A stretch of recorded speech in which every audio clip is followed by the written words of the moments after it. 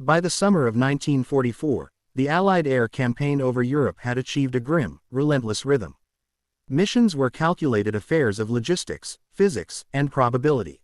The targets were catalogued, prioritized, and struck repeatedly in an effort to collapse the German war machine from the air. The specific mission of that clear summer day was routine: the destruction of a minor railway junction serving a regional hub deep inside German territory. This junction was essential for shunting coal and raw materials to secondary factories, a typical target in the Allied strategy of industrial strangulation. The Bomber Group, a formation of sturdy Boeing B-17 flying fortresses of the American 8th Air Force, was led by a highly experienced Pathfinder crew. The air was smooth, the route familiar, and the weather briefing indicated ideal conditions, clear visibility over the target area. All indicators pointed toward a textbook execution. The element of fate. As the formation approached the initial point IP, the precise moment where the bombers turn onto the final, straight bombing run, the unexpected happened. A sudden, localized cloud front rolled in. It was a weather anomaly. A rapidly forming, high-density cumulus cloud mass that appeared as quickly as a flashbang grenade, obscuring the entire target area.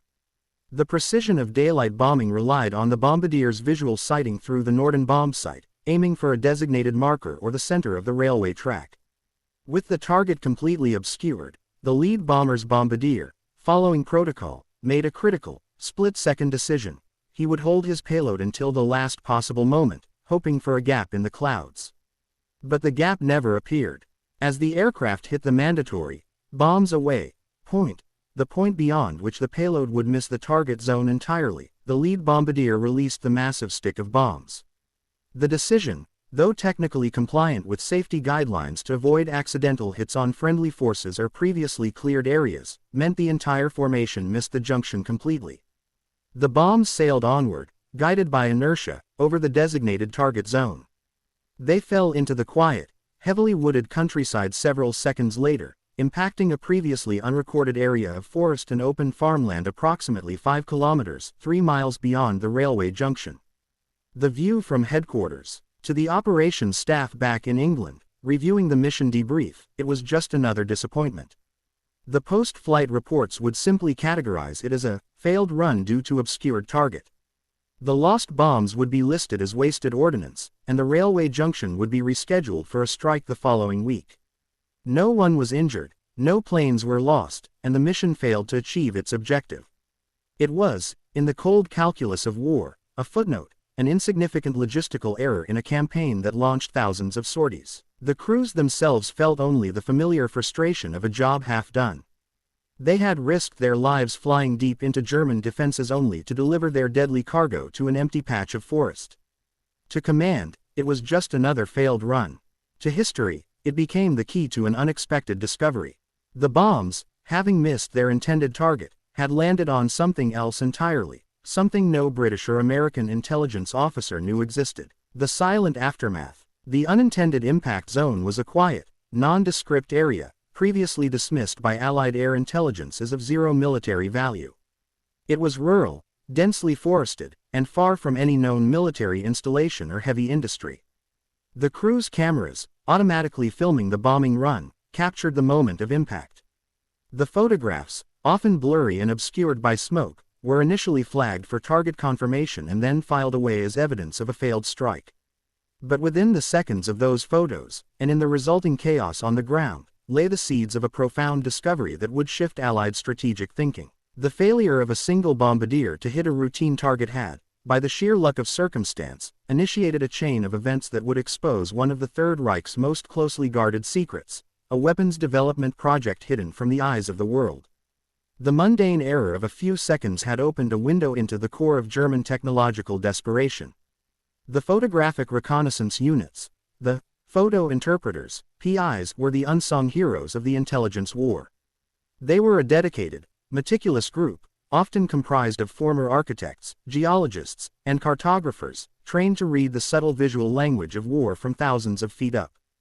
Day after day, they pored over countless miles of photographic film, looking for the flicker of a new camouflage net, the shadow of a construction site, or the telltale tracks of a moving convoy.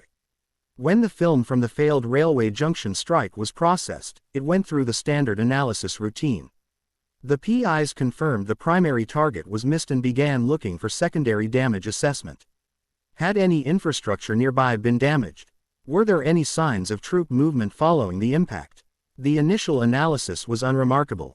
The bombs had created large craters in the forest floor, uprooted trees, and churned up topsoil. Standard damage for a rural area. The strange geometry of the scars.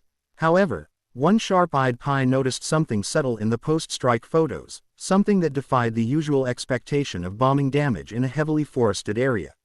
Normally, bombs hitting a dense forest would leave random, overlapping craters, with surrounding trees blown outward in jagged patterns. But in this specific area of impact, the damage exhibited a strange, unsettling geometry. Linear clearings. Intersecting the bomb craters were faint, perfectly straight, linear clearings that should not have been there.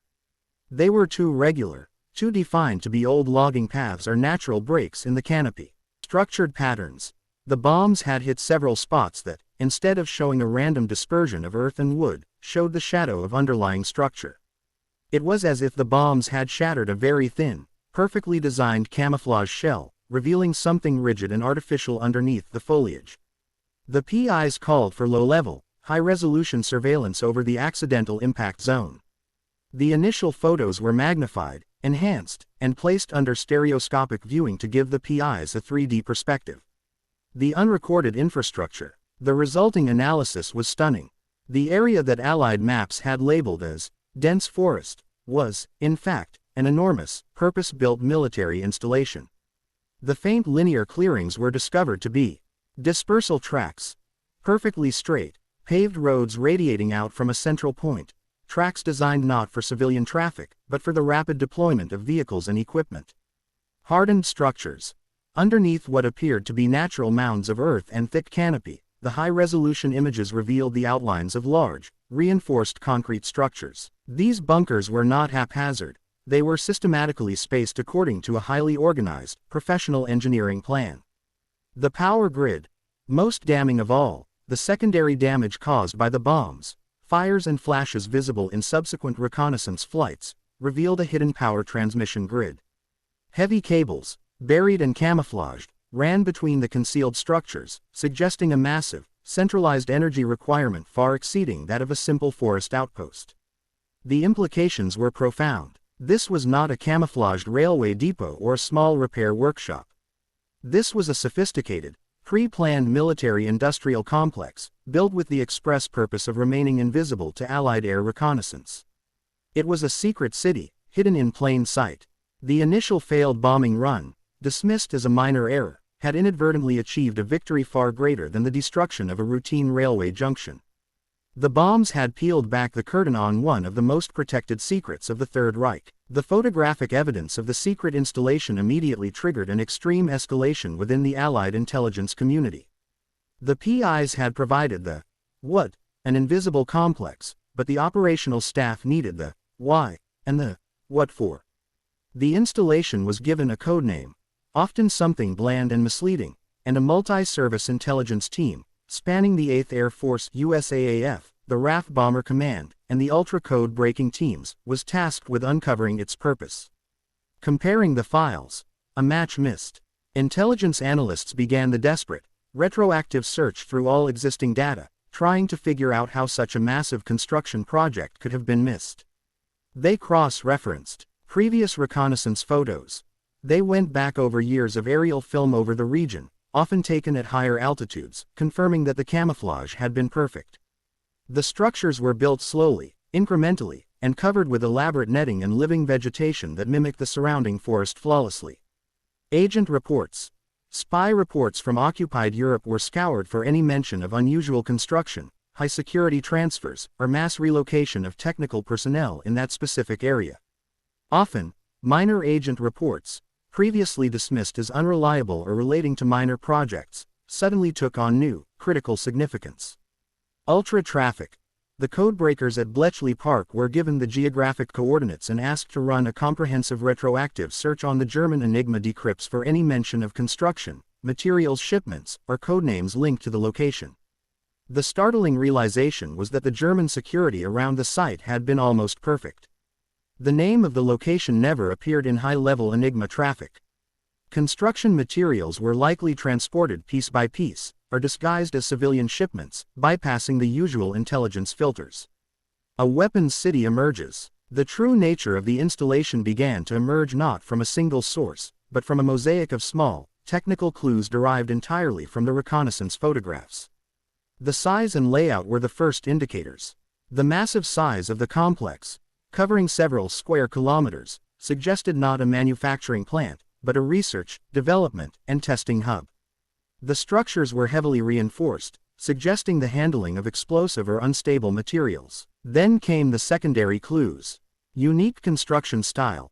Some partially exposed concrete foundations exhibited a circular, heavily buttressed design, similar to those seen at Peenemünde, the site of the German V-weapons research. This pointed toward high-stress testing or launch facilities. Specialized handling equipment. Shadows in the clearings revealed specialized, heavy-duty cranes and rail lines that seemed disproportionate to the size of the building, suggesting the frequent movement of large, heavy, and unusually shaped objects. The consensus solidified. The bombs had not merely hit a supply depot or a factory. They had hit a weapons city, a hidden Nazi technological center dedicated to developing the next generation of German Wunderwaffen, wonder weapons. The sheer strategic importance was paralyzing. The Allies were facing a desperate enemy throwing every resource into developing weapons that could turn the tide of the war.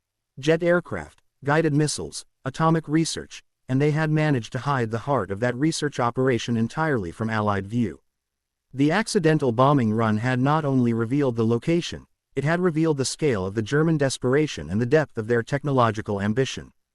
The fate of the war was sometimes decided not by massive battles, but by the smallest of accidents, a bombardier's missed target, a sudden cloud bank, and the sharp eyes of a photo interpreter. The secret city, built to avoid detection, was now exposed, and a massive new target was added to the Allied bombing agenda.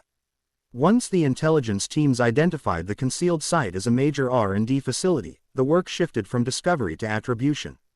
What exactly was being built or tested in this secret weapons city? The analysis of the camouflaged complex, its physical layout, the size of its bunkers, and the type of power infrastructure, was cross-referenced against known German Wunderwaffen projects. The key pieces of evidence that confirmed its high-priority status were the distinctive signatures visible in the deep reconnaissance photos. Massive energy requirements.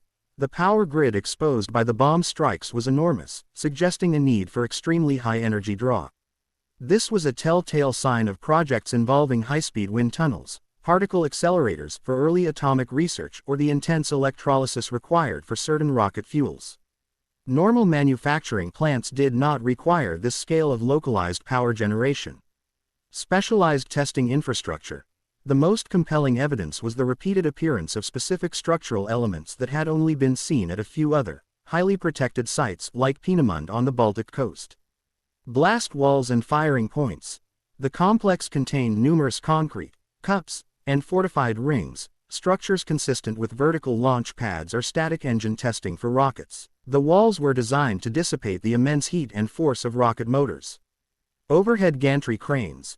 The largest bunkers had the telltale signs of massive overhead gantry crane systems, indicating that long, heavy, and delicate components, like the fuselage of a jet or the body of a guided missile, were being assembled and moved indoors. The evidence all pointed away from simple factory production and toward late-stage development and integration. This was where new technologies were brought from the drawing board to the prototype stage. The race against time and technology. The existence of the secret city confirmed the Allied worst fears, that the Third Reich, facing defeat on two fronts, was gambling everything on a technological reversal of fortune. They were pouring their last resources into projects that could deliver strategic terror. V-weapons guided missiles. The physical layout was a strong match for V-weapon research, either perfecting the guidance systems for the V-2 ballistic missile or developing the next generation of supersonic cruise missiles. Jet aircraft. Large hangars and long, cleared tracks hinted at the testing of the new Messerschmitt Me-262 jet fighter or related high-performance aircraft, ensuring their production and testing remained out of range of existing Allied fighter sweeps. Advanced metallurgy. The presence of specialized processing facilities suggested work on new alloys or hardening processes required for missiles traveling at supersonic speeds or for jet engines operating at extreme temperatures. The discovery immediately shifted the urgency of the Allied bombing strategy. Before, They were focused on crippling known supply lines. Now, they had to prevent the enemy from fielding a game-changing weapon. The accidental bomb strike had given the Allies a critical advantage: time. They had found the secret city before it could release its technological venom. The failure to hit a railway junction was now recast as a profound intelligence success, initiating a new, high-priority campaign to systematically destroy this hidden nucleus of Nazi technological power. The Allied air forces now had a new, singular mission: eradicate the secret city before its weapons could be deployed. The B-17 crew, frustrated and heading home after failing to hit the railway junction, had a singular view of the catastrophe they had inadvertently unleashed. Their collective relief at surviving the German flak and fighter screen quickly evaporated, replaced by stunned confusion as they looked back toward the site of their accidental payload delivery. The bombs had struck the ground in a dense, heavily wooded area, approximately 5 kilometers past the target. Standard ordnance, a mix of high explosive and fragmentation bombs designed to shatter railway tracks and infrastructure, should have produced a series of overlapping craters and localized plumes of dark smoke. Instead, what the crews witnessed was a colossal, massive secondary explosion. It was not the dark, oily smoke of a fuel dump, nor the slow, ragged rise of a pulverized structure. This was a blinding, instantaneous eruption. A blinding white-yellow flash briefly lit the underside of the returning bombers, followed by a shockwave that buffeted the aircraft despite the distance. Then came a vast, rapidly expanding mushroom cloud of dirty gray and black smoke, climbing thousands of feet into the otherwise clear afternoon sky. The sheer scale of the blast defied all logic. The question of scale. The B-17 crews were hardened veterans. They were intimately familiar with the visual signatures of destruction. They had seen ammunition depots blow up, oil refineries catch fire, and chemical plants disintegrate. But this blast was different. It possessed an unnatural intensity. Size. The smoke cloud dwarfed the effects of the primary bomb impacts. It suggested that whatever had detonated was not a localized store of gasoline, but a vast quantity of highly volatile or specialized explosive material. Coloration. The peculiar white flash hinted at a chemical reaction far hotter and more energetic than standard TNT or nitroglycerin. It was the visual signature of high-yield, specialized ordnance. Inside the returning planes, the radio chatter, normally filled with debriefing chatter and damage reports, was replaced by confused, astonished questions. The lead pilot immediately ordered a full sweep of the aircraft's onboard cameras to ensure the event was documented. What in God's name was that? One pilot was recorded asking his navigator. That was bigger than a shipyard fire. We hit nothing there. The intelligence vacuum. When the pilots landed and reported the anomaly, the reaction at 8th Air Force Command was one of immediate, deep suspicion. Intelligence had never marked anything significant there. The grid coordinates of the accidental impact zone were cross-referenced against every Allied map: tactical, strategic, and industrial. The records consistently labeled the area as rural forest and farmland. There were no known military installations, no reported ammunition dumps, and certainly no large industrial facilities capable of sustaining such a massive, sudden explosion. This intelligence vacuum was the key to the discovery. The Germans had been spectacularly successful in concealing the site. For years, Allied spy planes, photo interpreters, and agents had found nothing to suggest the location was anything other than a quiet corner of the Reich. Yet, something had clearly detonated with incredible force, a detonation that required a volume of unstable material far beyond that which would be stored in a typical camouflaged bunker. The command understood instantly. They had stumbled upon a secret. The accidental miss had provided them with a target signature that the enemy had fought desperately to prevent. The urgent call for reconnaissance. The urgency was palpable. The explosion suggested the Germans were concealing a major strategic asset in that specific, previously ignored corner of the country. If the explosion was caused by specialized weaponry, it meant the Allies had accidentally found a key piece of Hitler's Wunderwaffen program. Within hours of the B-17's landing, the orders were cut. Reconnaissance planes were ordered to photograph the area. A flight of fast, unarmed de Havilland Mosquito photo reconnaissance aircraft, crew Mosquitoes, aircraft designed for high-altitude, high-speed photography, were immediately prepared for a high-risk deep penetration mission. Their job was not to bomb, but to observe. They were to fly directly over the area of the secondary explosion and bring back detailed, high-resolution photographs that would reveal the true nature of the structure below the smoke and rubble. The mission was critical. The Mosquitoes had to avoid all German air defenses, fly low enough for clear photographic detail, and brave a region where, it was now certain, the Germans would be scrambling every resource to cover their tracks and salvage the wreckage of their catastrophic loss. The strange, massive explosion, a visual anomaly witnessed by a frustrated bomber crew, had transformed a routine failed mission into a desperate intelligence operation that promised to rewrite the Allied strategic map of the Third Reich. The silence of the forest was broken, and the hunt for the hidden weapons city was on. The high-resolution photographic film brought back by the intrepid Mosquito crew, Photographic Reconnaissance Unit, aircraft was the most precious intelligence asset of the day. Processed in pressurized labs under conditions of utmost secrecy, the film, when spread out on the light tables, immediately confirmed the impossible scale of the secondary explosion. The smoke plumes were gone, but the scars on the landscape were stark, massive, and utterly unnatural. Analysts studying the aerial photos, led by the veteran photo interpreters (PIs), were immediately presented with a geographical riddle. The photographs covered a region that every map in the Allied archive labeled as strategically irrelevant, a quiet, heavily forested, and sparsely populated area of central Germany. Yet, the bombing had exposed a violent secret beneath the tranquility. The PIs began the systematic, painstaking process of overlaying the new, detailed photos with existing pre-war and early war maps. The goal was to find a match, a sign that perhaps a minor, legitimate structure, a quarry, a small explosives factory, had been missed. They found nothing. The area where the explosion occurred was a definitive blank spot on the map. The disturbing absence of infrastructure. The first key anomaly was the profound lack of essential infrastructure. War, especially the mechanized war of the mid-20th century, leaves telltale signatures on the landscape. Roads and rail. The site was almost inaccessible. There were almost no paved roads, and certainly no major rail links leading directly to the location.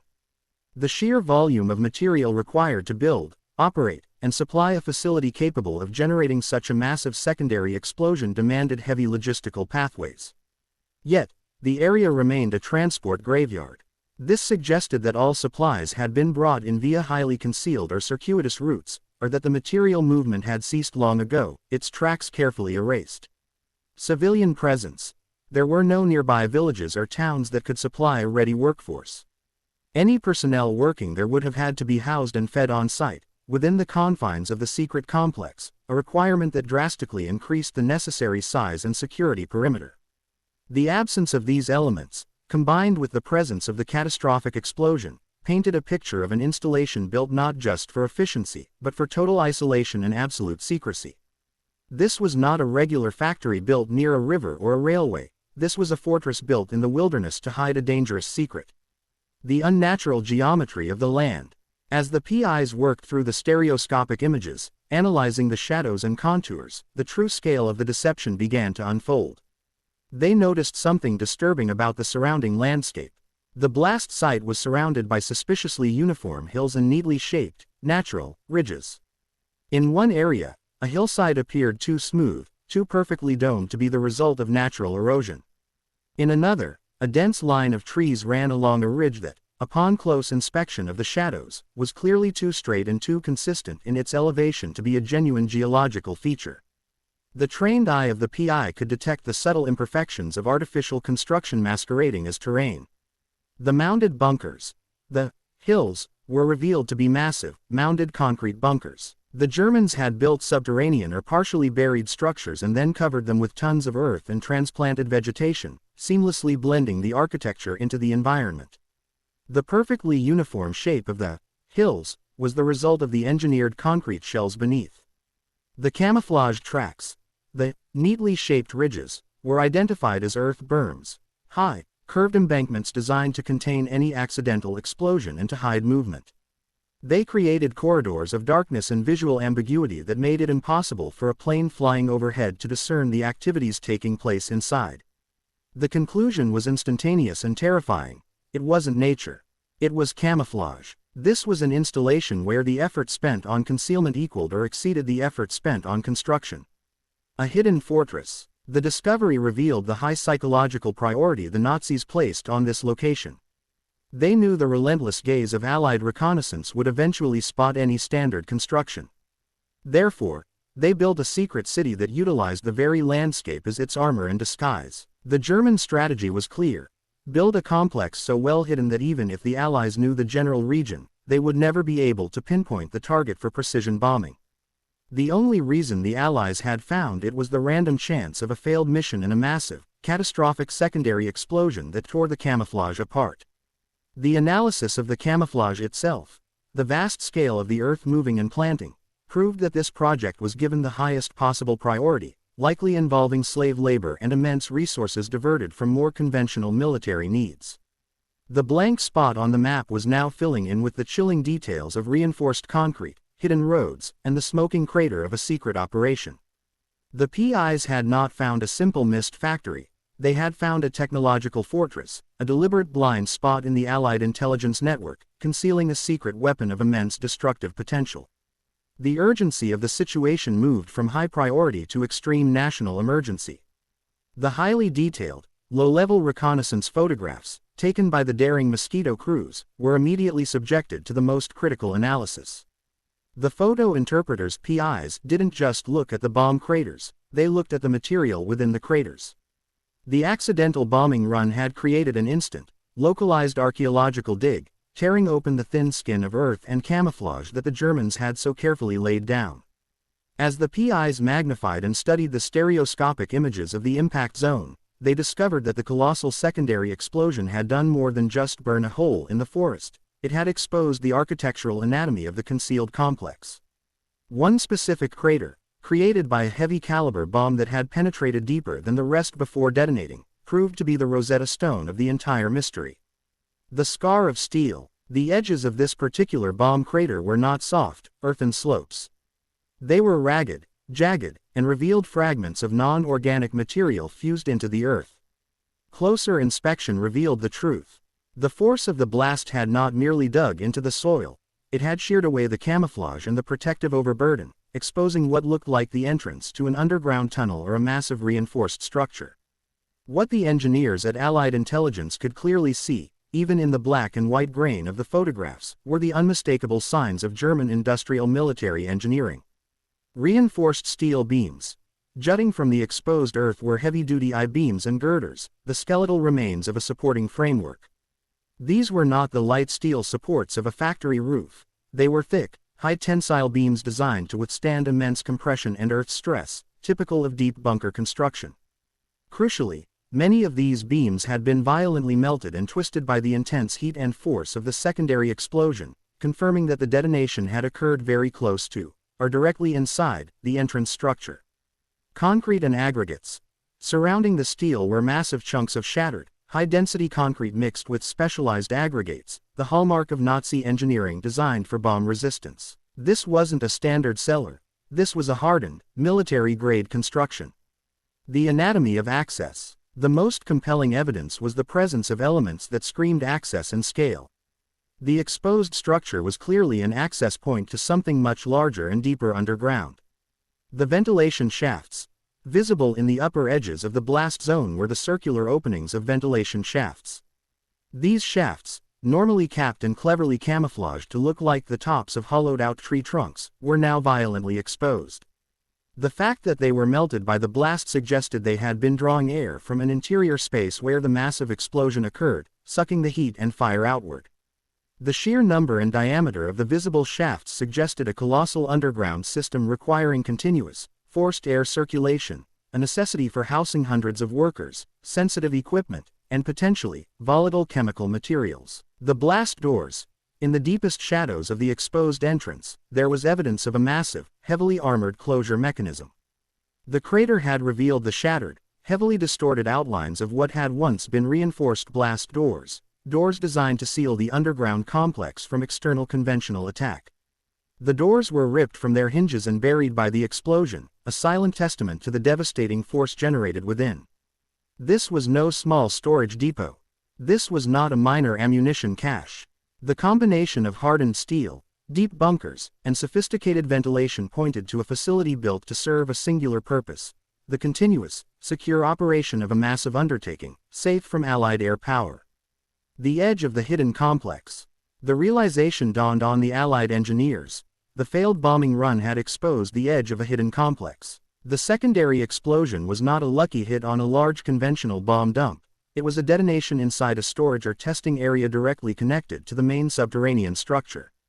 The accidental impact had caused a chain reaction, revealing the presence of highly volatile, specialized materials, most likely liquid rocket fuel, specialized explosives, or high-octane gasoline intended for jet prototypes, and tearing open the facade of the secret city. The intelligence value of this single crater was beyond measure. It provided the Allies with three critical pieces of information. The existence of reinforced underground tunnels confirmed that the complex was not merely covered with earth, but built deep into the bedrock, making it resistant to all but the heaviest, deepest penetrating bombs.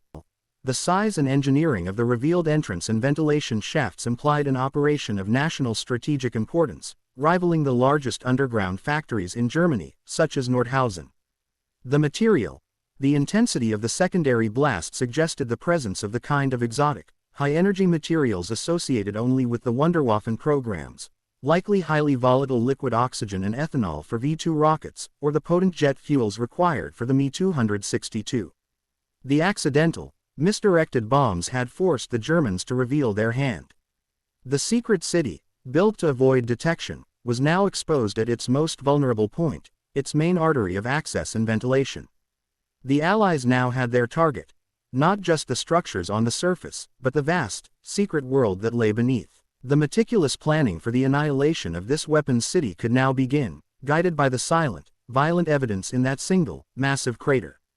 The initial discovery of the buried entrance, the massive crater exposing the steel beams and ventilation shafts, was the surgical incision that allowed Allied intelligence to see the cancer beneath the skin of the German landscape. With the access point identified, the subsequent, high-priority reconnaissance flights were no longer hunting blindly. They were equipped with a precise reference point, allowing the photo interpreters (PIs) to finally calibrate their eyes to the subtle, masterful art of German camouflage. The Air Forces dedicated an entire detachment of crew mosquitoes to the region, flying repeated missions, often several times a day, to gather overlapping, multi-angle imagery. The goal was to build a complete three-dimensional model of the concealed complex. Tracing the electronic footprint, the PIs began to use the visible damage as a forensic key to unlock the surrounding, pristine environment. If a massive, life-supporting structure lay underground, it had to have specific surface signatures, even if cleverly hidden. Ventilation grids. An underground city populated by hundreds of workers and massive, heat-generating machinery, like rock drills, tunneling equipment, and high-energy physics gear requires enormous amounts of fresh air. Analysts started looking for patterns in the farmland and forest floors that didn't align with local farming practices or natural drainage. They found small, evenly spaced, rectangular or circular patches where the crops or undergrowth seemed stunted, or where dew evaporated slightly faster. These patches were identified as cleverly disguised ventilation grids, air intakes and exhaust ports, covered by mesh and thin layers of earth, designed to look like slight imperfections in the ground or areas of poor soil quality. Disguised rail lines. The logistics of moving heavy rockets, large jet fuselages, or tons of tunneling debris could not be handled solely by road.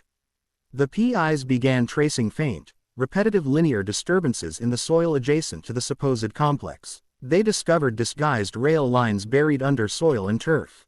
These were non-standard gauge tracks, used for moving materials from a distant, camouflaged railhead into the underground access points, with the rails periodically uncovered for use and then meticulously recovered to hide the telltale gleam of steel from above.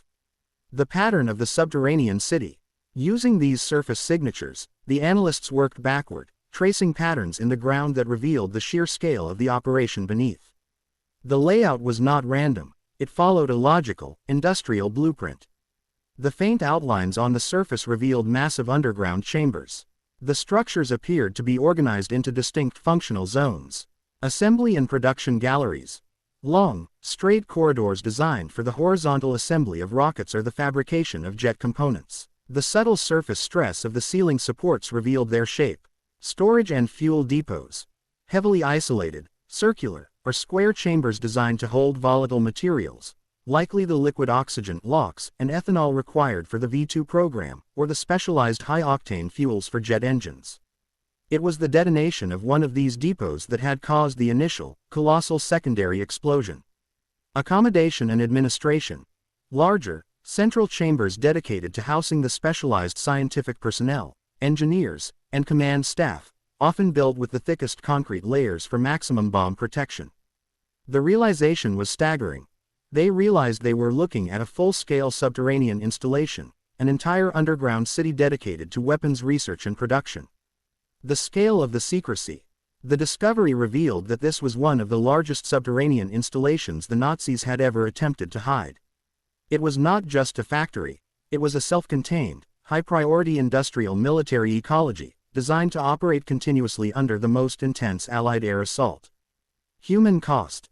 The construction of such a facility required an immense labor force, almost certainly drawn from concentration camp inmates and slave laborers. The scale of the tunneling and concrete work demanded thousands of men working around the clock for years. The human cost of maintaining this level of secrecy was incalculable. National priority.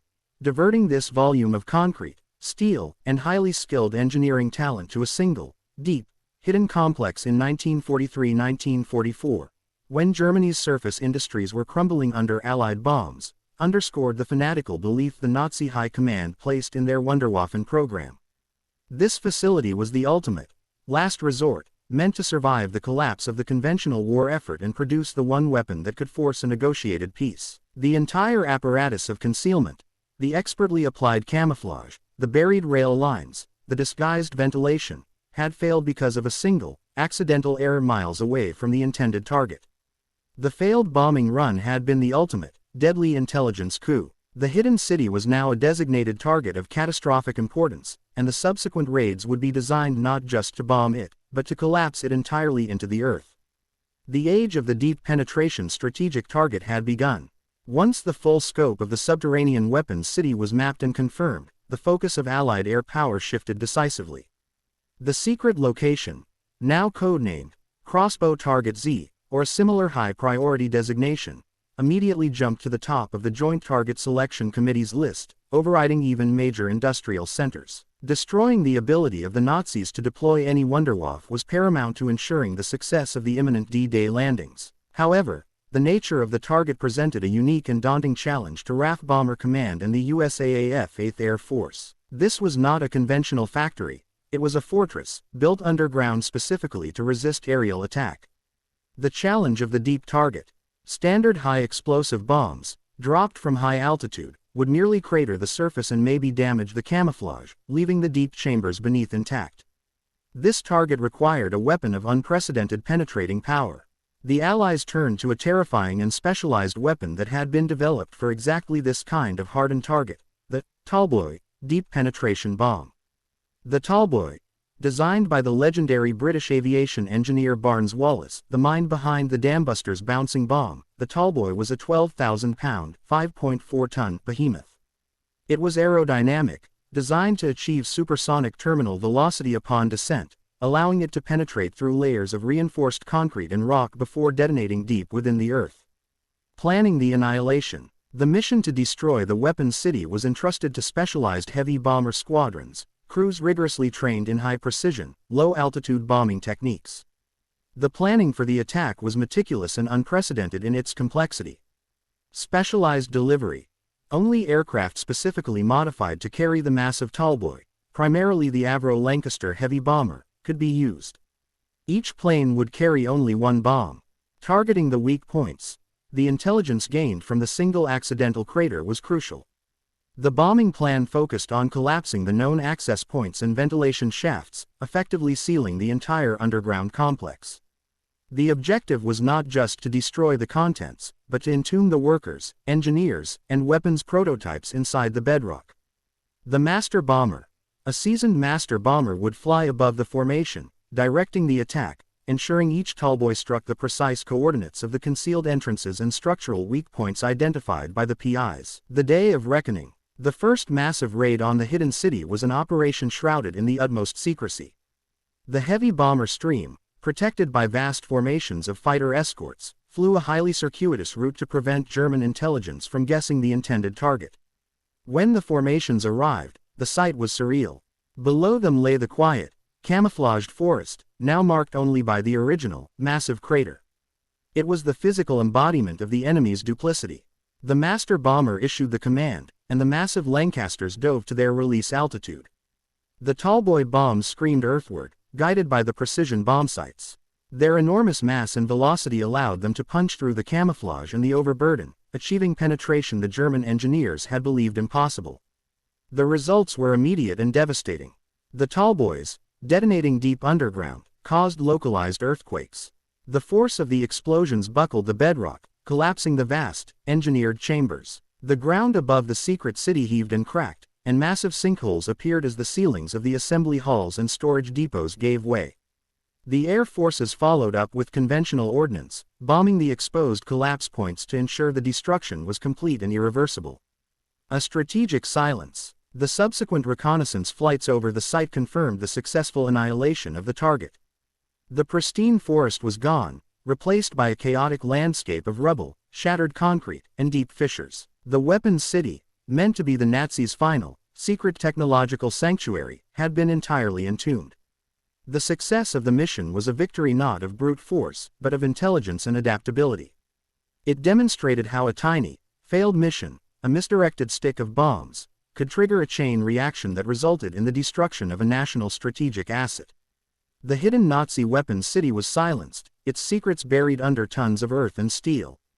The intelligence blunder of missing the rail junction had led to the destruction of a far greater, more dangerous target, ensuring that one of the most serious technological threats to the Allied invasion would never reach the battlefield. The accidental discovery cemented the fact that in the long, brutal war of attrition, intelligence, often found in the most unexpected places, was the ultimate weapon. The immediate, overwhelming destruction of the concealed weapons city by the Tallboy bombers was a major operational success, but it was only half the victory. The other half lay in the slow, meticulous gathering of intelligence in the months that followed. As the Allied armies pushed eastward and captured increasingly large swaths of German territory, they began to seize vast caches of Axis documents, blueprints, and internal communication records. These papers, once compiled and analyzed, became the final, damning confirmation of what the accidental bombing run had only hinted at: the sheer scale and high stakes of the Nazis' secret technological gambit. The documents, retrieved from safe houses, abandoned command bunkers, and ministry files, were the final pieces of the puzzle. They stripped away the layers of Nazi paranoia and secrecy, finally revealing the designated function and ultimate goal of the massive subterranean complex. The key documents confirmed every suspicion held by the Allied photo interpreters and strategic planners. The complex was intended to house high-priority weapons programs safely out of reach of bombing raids. The doctrine of deep security. The German doctrine behind constructing such a deep, hardened, and camouflaged facility was born of necessity and desperation. By late 1943, Hitler and the Reich Ministry of Armaments and War Production, led by Albert Speer, realized that the war could not be won with conventional forces. The Allied air superiority was absolute, and the infrastructure of surface factories was being systematically pulverized. The strategy shifted to one of industrial survival through burial. By moving research, development, and crucial manufacturing underground, the Nazis hoped to maintain the flow of advanced weapons, the Wunderwaffen, which they believed could force a favorable armistice. The site, built in a remote, quiet region devoid of surface infrastructure, was deliberately chosen to ensure that even a massive, sustained Allied effort would fail to locate the facility. The documents specified the complex's primary function: a secure final stage assembly and testing center for the most sensitive projects. The inventory of the underground city. The captured papers contained detailed manifests and internal project reports that itemized the catastrophic losses sustained when the accidental bombs hit the fuel depot, and when the subsequent Tallboy raids collapsed the complex. The sheer inventory of the complex's output and its planned function was astonishing. Experimental aircraft. The underground galleries were devoted to the final assembly of experimental jet aircraft. Specifically, the records detailed components for the Messerschmitt Me 262, Germany's revolutionary jet fighter, and the more futuristic, high-speed Messerschmitt Me 163 Comet rocket interceptor. The sheer size of the underground chambers and the specialized gantry cranes found earlier were necessary to lift and move the jet fuselages and their delicate wings. Advanced munitions. The facility was responsible for the refinement and manufacturing of advanced munitions, including specialized proximity fuses and guidance systems for anti-aircraft rockets like the Wasserfall. The massive secondary explosion that tipped off the Allies was confirmed to have been the detonation of stored, highly volatile propellants, likely liquid oxygen and hydrogen peroxide, used in the high-performance engines of the V-2 and Me-163. Jet engine components. Crucially, the complex was a center for the production of specialized, high-tolerance jet engine components, specifically, turbine blades and combustion chambers for the Junkers Jumo 004 engines that powered the Me-262. These components required highly controlled manufacturing environments, which the deep, temperature-stable underground bunkers provided. The continuous work on these components guaranteed a steady, though slow, supply of the jet engines that were the true key to German air defense. The human cost of secrecy. The documents painted a grim picture of the complex's workforce. The effort to build and operate such a massive subterranean city required labor on a scale that transcended the available German civilian workforce. The records confirmed that thousands of workers, many of them prisoners, labored beneath the earth. This wasn't just a military base, it was a vast, subterranean concentration camp system integrated into the industrial process. Prisoners, primarily sourced from the camps and forced to work under inhuman conditions, digging rock, pouring concrete, and assembling dangerous rocket components, were the true, tragic foundation of the Wunderwaffen program. Their existence underscored the moral and operational desperation of the Third Reich. They were the most closely guarded secret of the Weapons City, a workforce that had to be kept hidden, even from friendly forces, to ensure the secrecy of the location and the silence surrounding the atrocities committed within. The internal correspondence revealed the complex was an autonomous entity, complete with specialized underground barracks, infirmaries, and even internal security headquarters, all designed to maintain the isolation and secrecy of the vast slave labor operation. The failure of conventional intelligence. The most sobering lesson for Allied intelligence was the final confirmation of why the site remained invisible for so long. The facility had been so well concealed that it never appeared on pre-mission intelligence maps. The deliberate strategy of building in a geographical, blank spot, combined with a perfect, multi-layered camouflage system, had successfully bypassed every conventional intelligence gathering method. No agent reports. Agents could not report on what they could not see, and the isolated location ensured no local German civilian workers could leak information. No ultra clues. The project was compartmentalized to the extreme, avoiding the use of exposed radio traffic for material requests or personnel transfers. No aerial signatures. The camouflage was too effective, perfectly mimicking the surrounding landscape, hiding the surface ventilation and rail lines from the high-altitude aerial camera. The complex was proof of a dangerous enemy who had learned the lessons of air warfare better than the Allies had hoped. The only thing that exposed the secret city was a fluke of fate, a few seconds of cloud cover, a bombardier's late release, and the massive, unmistakable explosion of the highly volatile materials stored deep within. The discovery of the documents closed the loop, transforming a lucky accident into a fundamental, strategic intelligence victory that ensured the Nazis' most feared weapons would remain forever entombed beneath the earth. The detailed intelligence gleaned from the captured documents and the post-strike reconnaissance caused a major strategic upheaval in Allied planning. The revelation that the Nazis had systematically moved core weapons production underground demanded a complete rewriting of the target list and a radical change in bombing tactics. The focus shifted away from conventional industrial plants, which were already crippled, and toward the newly identified network of hidden, hardened, and subterranean facilities. The successful destruction of the secret weapons city provided the template for this new campaign. The rise of the anti-bunker warfare. The war entered a new phase of anti-bunker warfare. Allied intelligence, now armed with the knowledge of German tunneling doctrine and camouflage techniques, began to search for similar, blank spots, and geometric anomalies across the Reich. This led to the discovery and targeting of other vital underground facilities, notably Mittelwerk Nordhausen, the vast underground factory complex used for the mass production of the V-2 rockets. Using the lessons learned from the secret weapons city attack, the Allies intensified raids on the transport links and external entrances to Nordhausen, hoping to choke off its output. Tunnels and U-boat pens. The bombing campaign against the massive, hardened submarine pens along the French coast, which were deemed almost invulnerable, was revitalized. The success of the Tallboy bomb proved that conventional defenses could be breached, leading to the development of the even larger Grand Slam 22,000-pound bomb, also designed by Barnes-Wallis. The accidental hit that exposed the secret weapons city had not just destroyed one target, it had forced the Allies to revolutionize their ordnance and targeting strategy, setting the stage for the final, devastating phase of the air war. Securing victory in the laboratories. The strategic fallout extended beyond the physical destruction. The documents detailing the Wunderwaffen programs gave Allied scientists and counterintelligence teams a crucial head start in understanding the technology they would soon face or capture. Jet propulsion. Knowing the precise design of the Junkers Jumo 004 engine components and the Me-262 blueprints allowed the Allies to better prioritize their own jet development and, more immediately, to develop effective tactics for engaging the high-speed jet fighters that were already entering service. Rocketry. The fuel compositions and design specifics for the V weapons were invaluable. They confirmed the terrifying potential of German rocketry and spurred the Allies to intensify their efforts to seize key scientists and research sites, like Peenemünde, before they could be destroyed by the retreating Nazis. The failure of the secret weapons city to achieve its potential was a strategic victory for the Allies comparable to a major battle. It meant that key technological breakthroughs, those that could have extended the war by months or years, were delayed or destroyed before they could be widely implemented.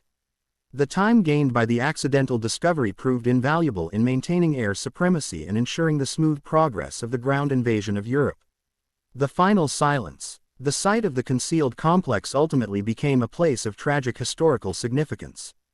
After the war, the area was meticulously studied by Allied technical intelligence teams T-forces to confirm the scope of the buried work and recover any remaining blueprints or experimental materials. The evidence of the forced labor was overwhelming, linking the technological genius of the German engineers directly to the moral abyss of the Nazi regime. The ruins of the weapons city stand as a silent, powerful monument to the ultimate folly of the Nazi strategy of secrecy. The vast, buried complex, built with immense effort and at a terrible human cost, was intended to secure a final technological sanctuary. But its perfect camouflage was defeated by the sheer randomness of fate, a single, failed bombing run that accidentally exposed the whole operation. The story of the secret weapons city serves as a powerful historical footnote. The most elaborate deception can be undone by the simplest of accidents, and in the high-stakes game of strategic intelligence, the true prize is often found not where one is looking, but where one is certain there is nothing to find. The bombs that missed their intended target secured a victory that shaped the final years of the war, proving that even a mistake can save lives and secure a vital path to peace. The successful photographic reconnaissance and subsequent analysis revealing the full scope of the subterranean weapons city immediately catapulted the site to the very top of the Allied target priority list. The intelligence was crystal clear.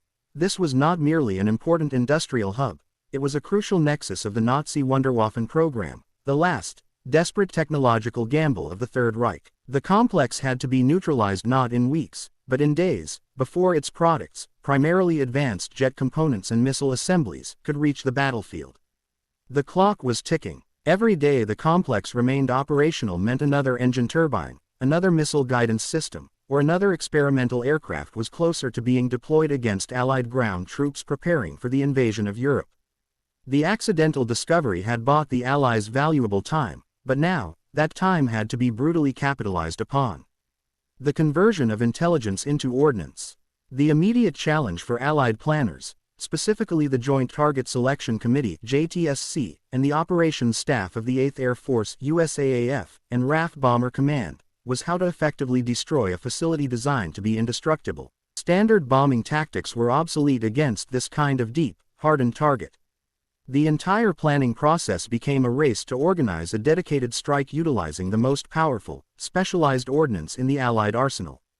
The weapon of choice, the Tallboy. The key to victory lay with the Tallboy bomb. This 12,000-pound, 5.4-ton behemoth, designed by Sir Barnes-Wallis, was specifically engineered to achieve two objectives: high terminal velocity and deep penetration. Unlike conventional bombs that exploded on impact, the Tallboy was designed to punch through hardened concrete and soil, detonating deep underground to create a colossal cavern and fracture the surrounding rock strata.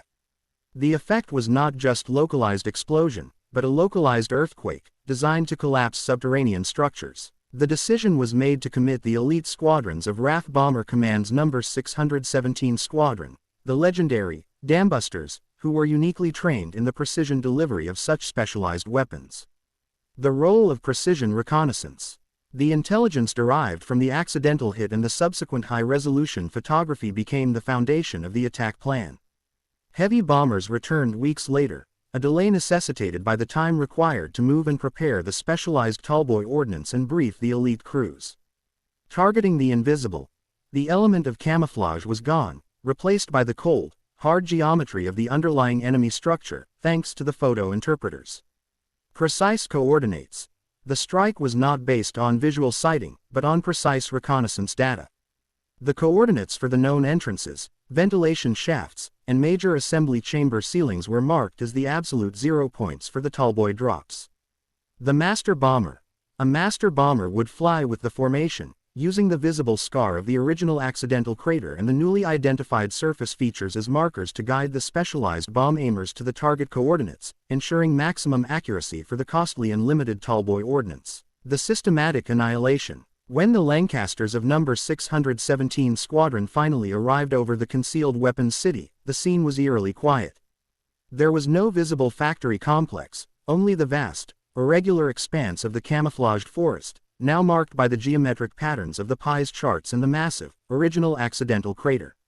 The attack was not a chaotic bombing run, it was a surgical, systematic strike. The Tallboys descended, achieving supersonic speeds, slamming into the earth at the designated weak points. The immense kinetic energy of the weapon, followed by the blast of the high explosive core, shattered the ground. The attack focused on two main objectives: collapsing tunnels and access. Bombs were precisely aimed at the known entrance tunnel and the exposed ventilation shafts. Detonating these points sealed the complex, denying access and, more critically, cutting off the forced ventilation necessary to sustain work and life underground. Crippling production galleries.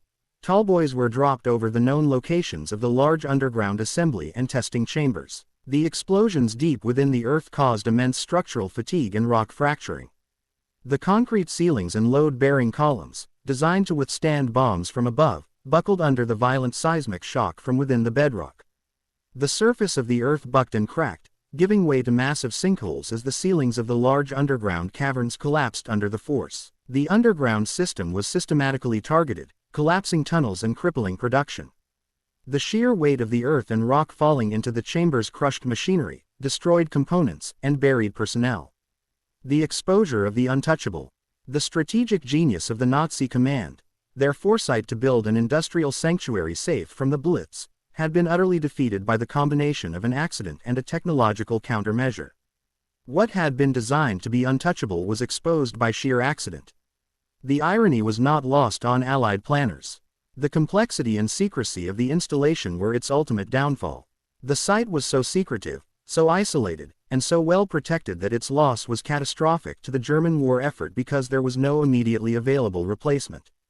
The Nazis' faith in total concealment meant that when the secret was revealed, the resulting damage was absolute and irreversible. The final result of the raid was a decisive victory in the war of technology and intelligence. The flow of advanced components from the hidden city ceased completely. The systematic destruction of the subterranean fortress ensured that the jet fighters and guided missiles it was designed to produce would never emerge in the numbers required to threaten the Allied invasion or derail the final drive toward Berlin. The simple, failed bombing run that Mr. Railway Junction had, in the end, achieved a victory of far greater and more lasting strategic consequence. The silence over the heavily scarred forest, which had once housed the secret weapons city, was the sound of a major strategic threat being eliminated. The post-strike reconnaissance provided visual confirmation of the destruction, a chaotic landscape of collapsed earth, shattered concrete, and deep fissures where the camouflaged ground had been. But the story of the underground city was not just one of technology and bombs, it was one of human cost, a grim detail revealed by the later captured documents. The entombment of the workforce.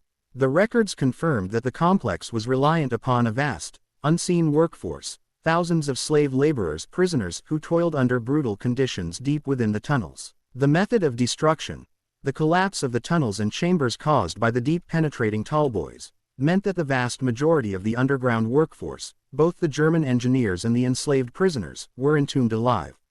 The strategic necessity of collapsing the tunnels to destroy the high-priority research and machinery meant that any chance of survival for those within was negligible.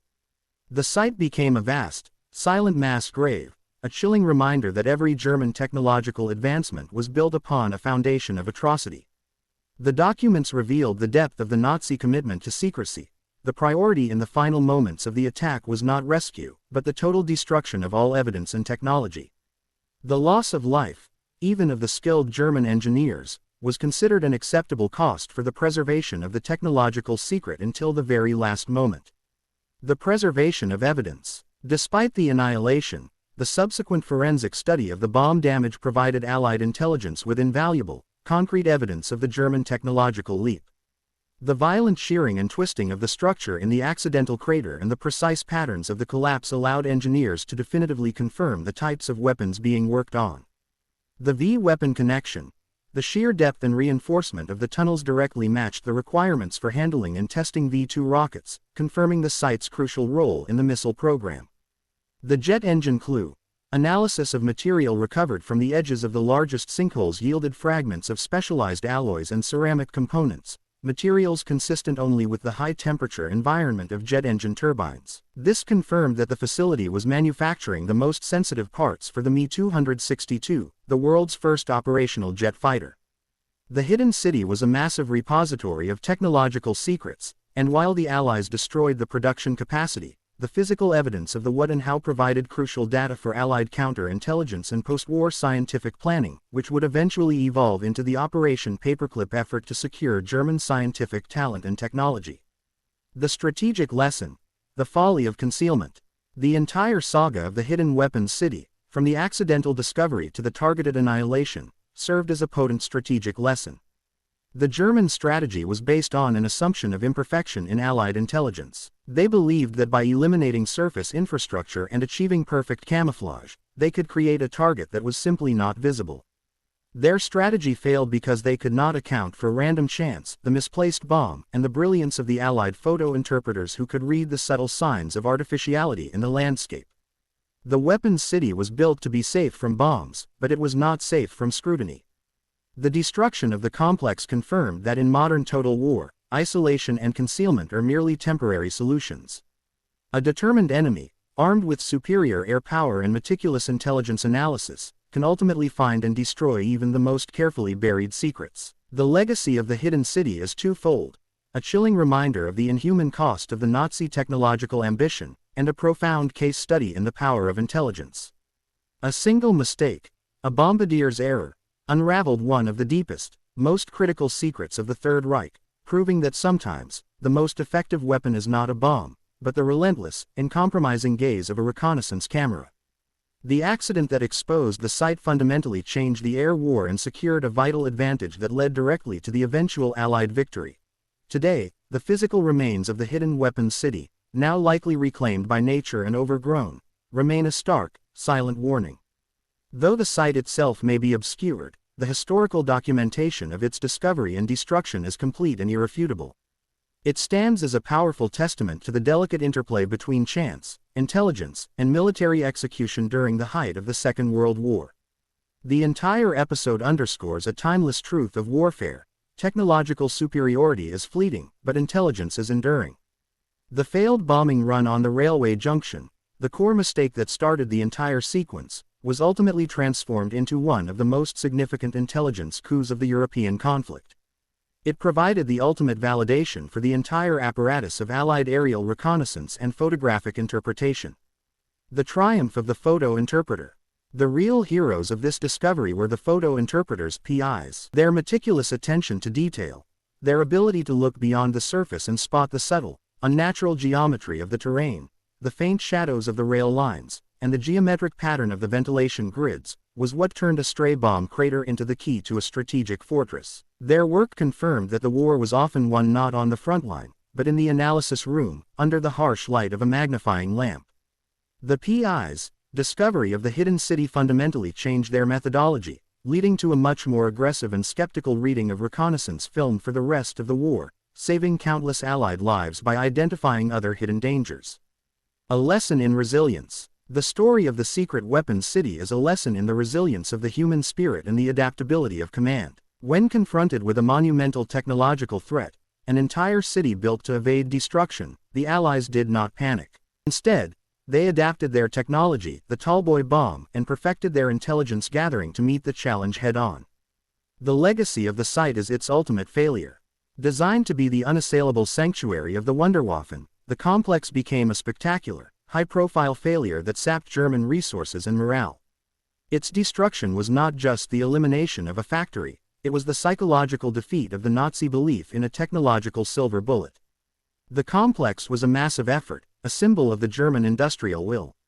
But its undoing came not from a massive, planned assault, but from a single, unintended consequence.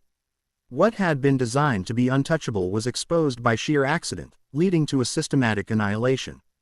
The final silence over the site is a reminder that the most significant events in history are often set in motion by the smallest of errors. The bombs that missed their intended target secured a vital path to victory, leaving behind a permanent warning about the hidden costs and ultimate futility of war waged from a place of deception and technological hubris. The successful annihilation of the hidden weapons city marked the end of a single military operation, but it triggered a profound, irreversible shift in the global intelligence war. The truth, revealed by the chance impact of a few misplaced bombs, sent a conceptual earthquake through the Allied command structure. It confirmed the terrifying efficacy of the Nazi deception program and shattered the comfortable assumptions upon which pre-mission planning had been based for years. The realization was stark. The Allies had been operating under a fundamental, near-fatal delusion. They had trusted their maps. They had trusted their aerial reconnaissance. They had trusted the simple, visible reality of the German landscape. But that trust had been systematically exploited. The enemy had created a functional, highly protected industrial shadow government, hidden in the very spaces the Allies had deemed safe, empty, and irrelevant. The immediate consequence was an institutional panic, followed by a systemic, ruthless reformation. The discovery forced Allied intelligence to reconsider every, empty, region of Germany. The term, blank spot on the map, ceased to be a synonym for low-priority rural area, and became, instead, a terrifying synonym for potential high-priority target. The death of doctrine. Prior to this discovery, the doctrine was simple. If an area lacked visible roads or factories, it lacked strategic importance. This was the cold logic of conventional industrial targeting. The Germans knew this logic intimately and exploited it masterfully. They built their most critical, sensitive installations, those intended to survive the final phases of the war, in the most innocuous, remote locations, then constructed massive, camouflaged pathways to supply them. The discovery of the secret city exposed the fatal flaw in this doctrine. It demonstrated that the absence of evidence was not the evidence of absence. It meant that every reconnaissance photograph taken over the last 3 years, every image deemed clear or uninteresting, had to be pulled from the archives and re-examined with a fresh, deeply suspicious eye. The new analytical school, reading the scars. The photo interpreters, PIs, the quiet academics and scientists who worked tirelessly in the dimly lit rooms of the intelligence centers, became the new frontline heroes. Their methodology underwent a radical and immediate transformation. A new school of analysis was born, dedicated to finding the geometrical language of deceit hidden within the natural landscape. The analysts were trained to search for similar patterns, the subtle, almost imperceptible signatures of massive, camouflaged construction. Unnatural terrain and hydrology. PIs began looking for suspiciously disguised hills and unnatural terrain. They understood that camouflage could hide a structure, but it could not perfectly hide the massive earth-moving operation required to build a deep bunker. They sought uniform mounding. Hills that were too perfectly shaped, too smooth, or too uniformly vegetated. Nature is random. Human engineering is symmetrical. Drainage anomalies.